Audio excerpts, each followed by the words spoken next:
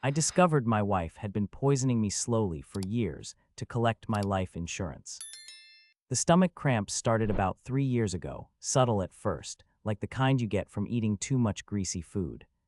I brushed them off as stress from work, maybe getting older, but they kept getting worse. By the second year, I was doubled over in pain at least twice a week, rushing to the bathroom with violent episodes that left me weak and shaking. My wife was always there with a glass of water and her homemade smoothies, telling me I needed to eat better, take my vitamins, rest more. She'd been making these special health drinks for me every morning before work, packed with fruits and vegetables she claimed would help with my digestive issues. The smoothies tasted slightly bitter, but she insisted that was just the kale and spinach. I trusted her completely, because why wouldn't I trust the woman I'd been married to for 15 years, the woman who held my head when I was sick, who drove me to countless doctor appointments when the pain became unbearable. The medical bills were piling up faster than we could pay them.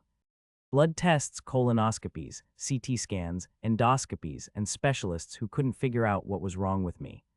One doctor suggested it might be Crohn's disease, another thought it could be a rare autoimmune condition. They put me on medications that made me feel worse, steroids that caused me to gain weight and feel constantly exhausted.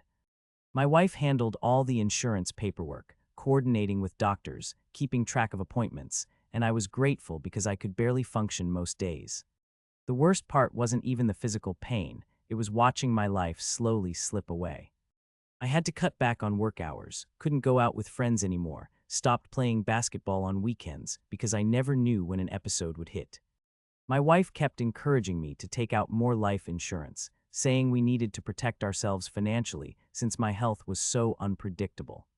She'd researched different policies, brought me pamphlets, even scheduled meetings with insurance agents who came to our house. During one particularly bad episode last winter, I was bedridden for almost a week. The pain was so intense I couldn't even keep water down, and my wife was feeding me ice chips and clear broth. She'd sit by my bedside reading articles about digestive disorders, printing out information about experimental treatments, making lists of foods I should avoid. I remember feeling so grateful that she was taking such good care of me, that she wasn't giving up on finding answers when all the doctors seemed stumped. The turning point came when I had to miss my nephew's wedding because I was too sick to travel. My brother called to check on me, and during our conversation, he mentioned something that made my blood run cold. He said he'd been talking to his wife about my condition, and she'd mentioned that my symptoms sounded exactly like what her uncle had experienced when he was slowly being poisoned by contaminated water.